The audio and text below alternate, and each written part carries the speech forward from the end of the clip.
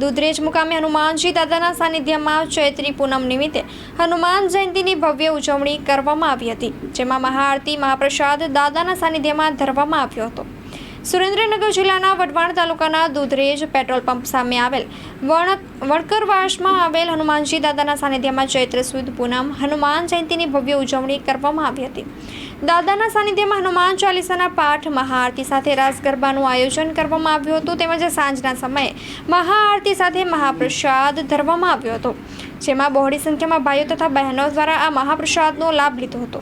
હનુમાન ચાલીસાના પાઠ સાથે જય શ્રી રામના નાદથી સમગ્ર વાતાવરણ ભક્તિમય બન્યું હતું।